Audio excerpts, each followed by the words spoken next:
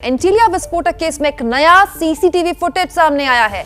ये फुटेज है 17 फरवरी का रात 8:25 का। वीडियो में एक वॉल्वो गाड़ी सीएसटी के पास दिखाई दे रही है। तभी आप देखेंगे आगे इस फुटेज में मनसुख हिरेन आता है, गाड़ी में बड़े आराम से बैठकर चला जाता है। अगर आप गौर से देखें तो बाकायदा सिग्नल पर ये गाड़ी रुकती है, मनसुख हिरेन इस गाड़ी में बैठता है, निकल जाता है। किसी को शक ना हो इसीलिए सिग्नल पर गाड़ी को रोका गया, अलग से गाड़ी को नहीं रोका गया। मनसुख हिरेन के बैठने का इंतजार किया गया और उसके बाद सिग्नल खत्म होने के बाद गाड़ी आगे निकल गई बाकी गाड़ियों की तरह। ऐसी आशंका है कि वॉल्वो कार सचिन वाजे ही चला रहा था। यह फुटेज है 17 फरवरी की। और आपको याद दिला दे, एंटीलिया के बाहर जिलेटिन छड़ें जब बरामद हुई थी स्कॉर्पियो गाड़ी से, वो तारीख थी 25 फरवरी की। सूत्र बता रहे हैं कि सचिन वाजे और मनसुख हिरेन को यहां एक साथ ही देखा गया था। सूत्रों के मुताबिक सचिन वाजे की वॉल्वो कार में जो शख्स बैठा हुआ दिखाई दे रहा है वो शख्स है मनसुख हिरेन। इस वीडियो के आने के बाद 25 फरवरी को एंटीलिया के बाहर विस्फोटक रखने की साजिश के तार जुड़ रहे हैं। एंटीलिया विस्फोटक केस की जांच कर रही एनआईए इस वीडियो के जरिए साजिश की कड़ियां भी अब जोड़ रही है। इस वक्त की बड़ी खबर 3 तस्वीरों के जरिए लगातार आपको हम बता रहे हैं। साजिश का ये नया वीडियो इसलिए महत्वपूर्ण है क्योंकि ये 17 तारीख की रात का है, 17 फरवरी की रात। और एंटीलिया के बाहर स्कॉर्पियो में जिलेटिन की छड़ें जब बरामद हुई वो तारीख थी 25 फरवरी। हर लिहाज से कहा जा रहा है कि ये 25 फरवरी को जो तस्वीर सामने आई उसकी पटकथा इस तारीख को यानी कि 17 तारीख को इस सीसीटीवी फुटेज में जो गाड़ी दिखाई दे रही है, सचिन वाजे जिस गाड़ी में दिखाई दे रहे हैं, मनसुख हिरेन जिस गाड़ी में बैठते हुए दिखाई दे रहे हैं, पटकथा इस दिन ही लिखी गई है। बेहद ही महत्वपूर्ण एनआईए के लिए यह एक सबूत के तौर पर सचिन वाजे के खिलाफ फुटेज हो सकती है। इस बड़ी खबर पर लगातार पल पल की जानकारी आपको इसलिए भी हम दे रहे हैं क्योंकि एनआईए मानती है कि इसी स्कॉर्पियो गाड़ी के अंदर जो जिलेटिन छड़ें बरामद हुई थी, कहा यह जा रहा है कि इस वॉल्वो गाड़ी के अंदर बैठकर ही उस स्कॉर्पियो गाड़ी की चाबी बाकायदा सचिन वाजे को हिरेन ने सौंपी थी। मुंबई से जितेंद्र दीक्षित और मृत्युंजय सिंह लाइव लगातार हमारे साथ मौजूद हैं। जितेंद्र, जिस आसान भाषा में आप दर्शकों को इससे पहले समझा रहे थे कि ये फुटेज कितनी महत्वपूर्ण कड़ी एनआईए के लिए हो सकती है, लेकिन बड़ा सवाल यह है कि ये फुटेज तो मीडिया के बाहर आ गई। ऐसी न जाने कितनी फुटेज हो सकता है कि 17 तारीख से पहले की भी हो, या ऐसे कह रहे बहुत से साक्ष्य 17 तारीख से पहले के भी हो एनआईए के पास। जी हाँ, बिल्कुल आप सही कह रही हैं कुमकुम। और जहाँ तक इस फुटेज का सवाल है, ये फुटेज एक और एविडेंस है, एक और सबूत है कि किस तरह से सचिन वाजे और मनसुख हिरेन एक दूसरे को जानते थे। और आपने कहा कि 17 तारीख को पटकथा लिखी गई। मैं ये कहूँगा कि पटकथा पहले लिख दी गई थी, लेकिन 17 तारीख से उस पर अमल किया जाना शुरू हुआ और स्टोरी यही बनाई गई कि आप जो है मनसुख हिरेन कार वहाँ पर छोड़ देंगे, बाद में अगले दिन जाकर शिकायत दर्ज कराएंगे कि कार चोरी हो गई और कार की चाबी जो है आप सचिन वाजे को यहाँ पर आकर दे देंगे। तो ये जो आप फुटेज देख रहे हैं, इसमें शक ये जताया जा रहा है कि इसी वक्त मनसुख हिरेन सचिन वाजे से कार में मिले और यहाँ पर उन्होंने अपनी स्कॉर्पियो कार की चाबी सचिन वाजे को सौंप दी और अगले दिन सचिन वाजे के सुझाव पर ही वो वापस गए उस ठिकाने पर और उन्होंने ये पूरा सचिन वाजे के कहने पर ये ड्रामा किया कि उनकी कार चोरी हो गई है और उन्होंने शिकायत दर्ज कराई कार चोरी होने की विक्रोली पुलिस थाने में। तो इस तरह से अमल किया जाने लगा और जब ये लगा कि इस पूरी साजिश का खुलासा हो सकता है, मुंबई क्राइम ब्रांच जिसकी जांच खुद सचिन वाजे कर रहे थे, उनको लगा कि अब दूसरी एजेंसी भी इसके बीच में आ गई है। एटीएस भी जांच कर रही है, एनआईए भी जांच कर रही है और कहीं ऐसा ना हो कि मनसुख हिरेन उनके सामने अपना मुंह खोल दें और इनकी पोल खुल जाए, इसलिए उसको ही ठिकाने लगाने का फैसला कर दिया गया। ये अब तक की कहानी है कुमकुम। जितेंद्र, आप लगातार बने रहिए। मृत्युंजय भी हमारे साथ बने हुए हैं। मृत्युंजय, बड़ी बड़ी बातों का ख्याल तो वाजे ने रखा, ये एनकाउंटर स्पेशलिस्ट है वो, लेकिन देखिए इतनी छोटी डिटेल का भी ख्याल रखा कि अलग से गाड़ी नहीं रोकूंगा, सिग्नल में गाड़ी रुकेगी बैठ जाइएगा।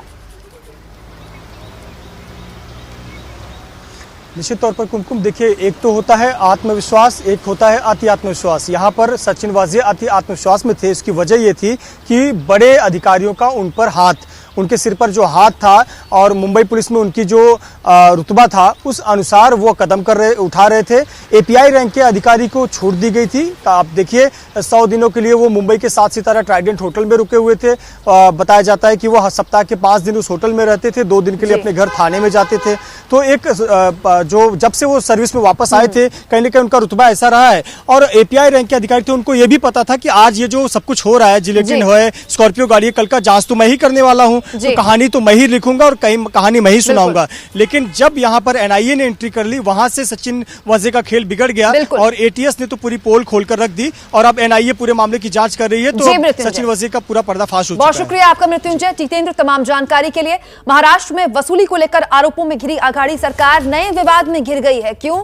दरअसल यूपीए की अध्यक्षता को लेकर शिवसेना और कांग्रेस फिर आमने सामने आ गए हैं। शिवसेना प्रवक्ता संजय राउत ने आज यूपीए में बदलाव की मांग करते हुए कहा कि सोनिया गांधी बीमार हैं, शरद पवार को यूपीए अध्यक्ष उनकी जगह बनाया जाना चाहिए। लेकिन उनके इस सुझाव पर कांग्रेस हो गई नाराज। महाराष्ट्र कांग्रेस के अध्यक्ष नाना पटोले ने तुरंत कह दिया शिवसेना यूपीए का हिस्सा ही नहीं है। ऐसे में संजय राउत या शिवसेना को यूपीए नेतृत्व के बारे में बोलने का नैतिक अधिकार नहीं।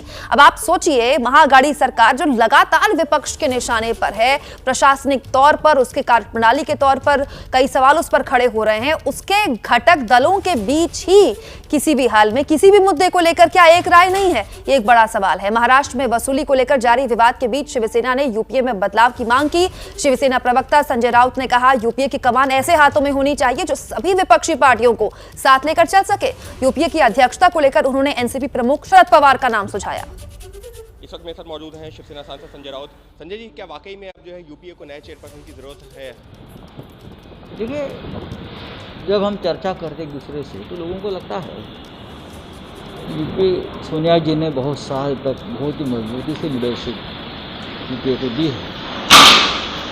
मैडम बीमार भी है, प्रकृति की तबीयत ठीक नहीं है, ऐसे में इस बारे में सोचना चाहिए। हमारा सोचना चाहिए, एक साथ बैठकर सोचना चाहिए और कांग्रेस पार्टी ने इनिशिएटिव लेना चाहिए जी इस बारे में, तो ही कांग्रेस मजबूत हो। लेकिन सर, यूपीए इतने सालों तक जो है लगातार जो सारे दलों को साथ में लेकर के चली है, तो आप लगता है कि अब आज यूपीए में कौन है आप मुझे बताइए?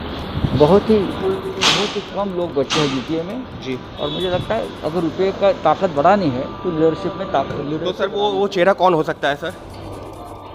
मुझे लगता है पवार साहब हो सकते हैं वो चेहरा, ये कहना है संजय राउत का। तो फिलहाल अब एक नई बहस शुरू हो गई है कि क्या यूपीए में कोई एक नए चेयरपर्सन की जरूरत है और संजय राउत ने एक बार फिर से पवार साहब का नाम आगे बढ़ाया है। अंकित गुप्ता, एबीपी न्यूज़, दिल्ली।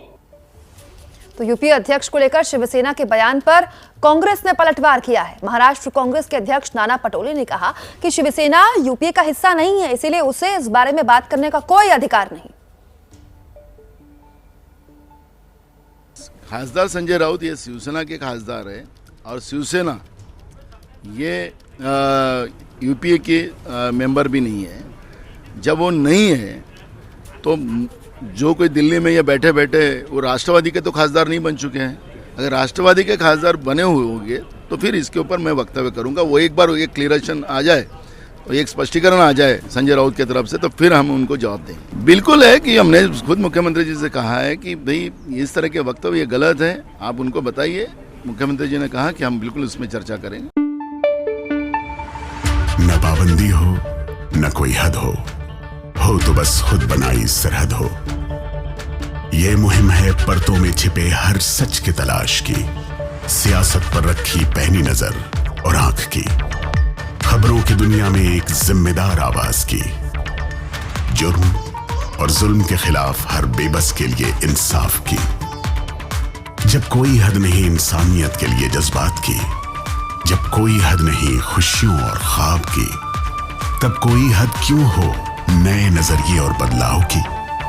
तोड़ के हदों के ताले नए सपनों को पाले, बांधे सबको एक धागे, आपको रखे आगे। ABP news.